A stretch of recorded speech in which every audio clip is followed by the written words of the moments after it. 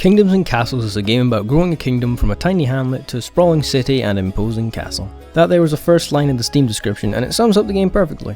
Though if you haven't played or seen the game before, it's a little vague. The size of your kingdom is measured in people, with milestones of 25, 100, 250, 1000, 1500, 2000, 3500, and 5000. To get people, you need homes. To make homes, you need resources. Wood and stone and sometimes money are used. You gather wood by either manually telling workers to chop trees, or by building a forester who will chop and replant trees in an area. You can get stone by either building a quarry on light stone which will harvest infinitely, or by destroying it with a rock remover which gives a one-time lump sum. Rock removers can also be used on dark and brown stone. Okay, so you've got houses, but now you need a few things for people to move in. Food and happiness. There are 3 land types: barren, fertile, and very fertile. Farms cannot be built on barren land, and gain bonuses from fertile and very fertile land. You also need to make sure there are granaries to store food nearby to homes. So that's food in a nutshell. When it comes to happiness, there are a few things you should and shouldn't do. People like libraries and churches. Build them. People don't like dying of hunger or the plague. Build hospitals and granaries. People don't like noise and smoke. Build industry buildings away from homes. People don't like being raided by Vikings or being burned alive by dragons. Build defences. If happiness falls too low, people leave the kingdom and new people won't move in. If happiness is high, people will stay and more people will want to move in. So that's the basics. Sorry if it took a while to get through, but I thought it was necessary. Right now, most of Kingdom and Castle's negative reviews on Steam are concerned with the game's longevity, criticising the lack of depth and small map sizes, and suggesting many other games for a similar price. So to let you know, this game is £6.99 in the UK, €9.99 in the rest of Europe, and $9.99 in the US. Though I agree the game is simple, I rather enjoy its simplicity. A main turn-off of many other city builders to me is the constant micromanagement that's prevalent throughout the genre. I really enjoy being allowed to go free and build what I want without worrying too much. Another reoccurring criticism is that the invasions are harmless or just annoying. Anything that is destroyed by Vikings can be rebuilt almost instantly.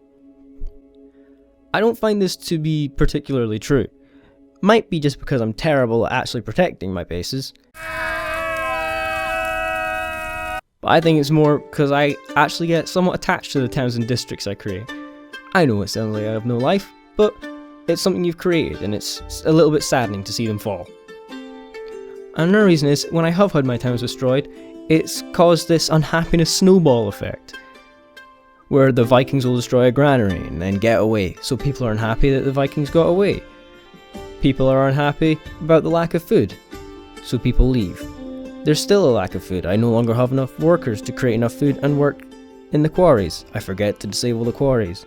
So then people start dying of starvation, happiness decreases further, and then more people leave. So you get to this point where you don't have enough workers to focus on anything but the necessities, and it both slows down rebuilding what was destroyed and further growth.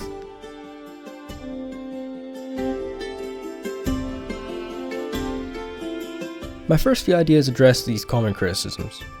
First off, bigger maps. This could be done the way that City Skylines does it, where you only have a small grid to build your city, but once you get to a reasonable size, you're allowed to expand, whether that be in this game when you reach a certain population, you can then expand and get a new tile of new land, or maybe just like City Skylines where, okay, you tax people, you get money, or maybe it'll cost resources as well. You save up some resources, boom, you buy a new section of land. I'd really like this, because my first kingdom right now is nearly filled all of the available land. You can start building piers and make use of extra tiles on the land which are filled with water, which currently don't have any use other than if a building goes on fire near the coast, they'll run to the coast to get water to put it out. Another one of my kingdoms though has more land available, but near none of it is farmable. So if I was to expand, I wouldn't be able to feed all my people. This is where other tools to make use of the land are useful. So you have the rock remover already, and you have the pier block already. But one thing that I'd quite like would be an irrigator, something which you can turn barren land into fertile land. wouldn't have to then be able to turn the fertile into very fertile, and maybe the irrigator would cost a lot. So that's how I'd like to make use of what land is available, or maybe even expand to get even more land to continue building my kingdom. But it's still just building the same kingdom, and that's what people seem to dislike. There's no goal other than just get bigger, which is the main theme of most city builders though. One of the ways I think you could increase longevity is themes. My idea of themes would be to pretty much overhaul the aesthetics of all the buildings and maybe even the maps. And I know that would be a lot of work, but once things look completely different, it feels like a new game. You could have a Roman one. I know there's so many Roman city builders, but in Rome you'd have Greek invaders rather than Vikings, vineyards instead of orchards. You could have a new mechanic of aqueducts rather than wells, and you can build aqueducts over houses. You could do a futuristic theme where you have a skyscraper instead of castles, or you could have aliens instead of Vikings and UFOs instead of dragons. It may be a bit more silly, but it would feel like a new game. Now, I don't know really how to balance the Vikings that well other than to make it easier to become attached to your city. I wouldn't want Vikings to be so devastating that they completely destroy your whole town or half your population whenever they succeed invasion. I think that would be a bit too tough, but people say right now they're a bit too easy, especially late game. And I'm not very good at judging scaling. So the way I do it is just make it easier to become attached to your cities. You can do this by allowing custom banners and the ability to name buildings and people. I'd either love to have an in-game banner designer or the ability to just upload an image. Currently there are 4 banners to choose from at the start of the game, and 8 of them are unavailable. I know this is because 10 were to be designed by crowdfunding backers. So, as much as I'd like this implementation, a feature like this could possibly be a little insulting to those 10 backers who were given the privilege of making a banner in the first place. Other than banners, I think it'd be quite nice to be able to name both the buildings within your kingdom and the people that run around doing the jobs. You see in the top left corner that someone's died of old age? You're like, oh no, I named that guy, that's a shame. Or your hospital that you've named specifically has burned down and, oh no, that's burned down. I know I don't sound very sad right now about it, but people grow attached to things when they have any more involvement with them. So those are all my main changes I'd make to the game mechanics, and those are the changes that I feel would have an impact on what most of the complaints I've seen are about.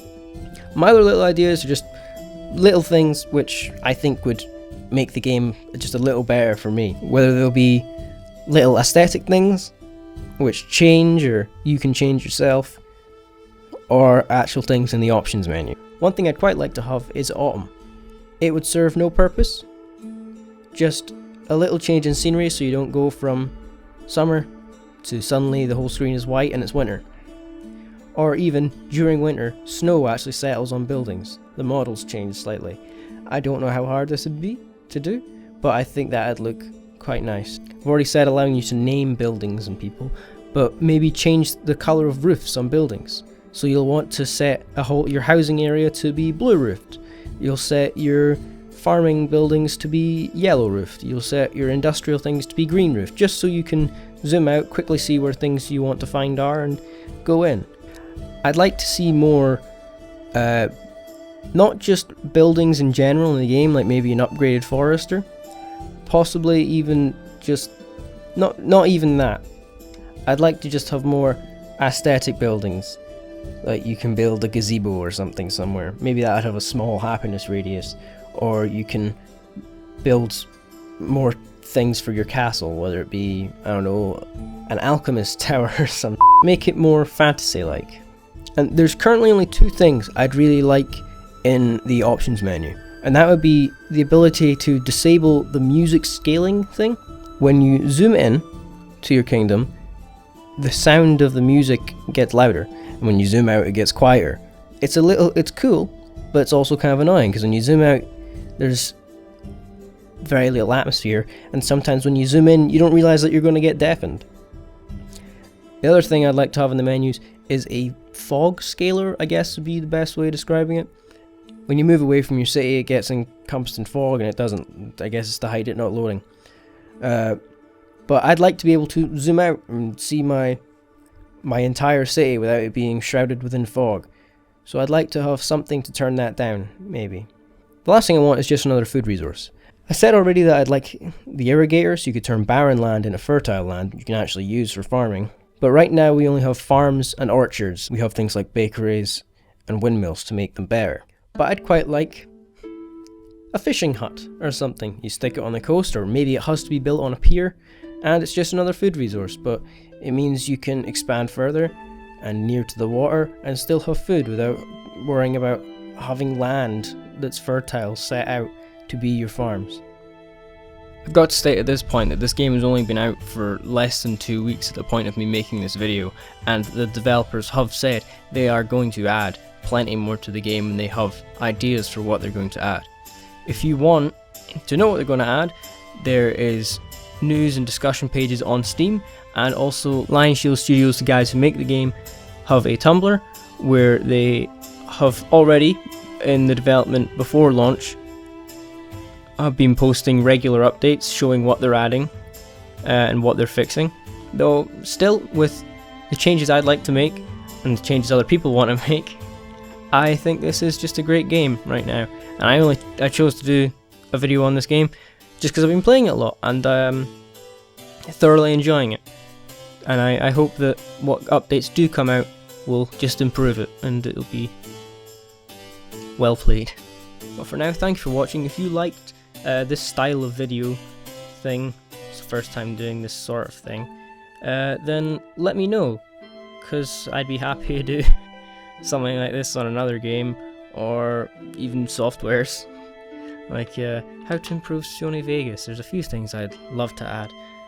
But for now, thank you for watching. I've been Nostalgia, and I'll see you guys next time. Bye bye.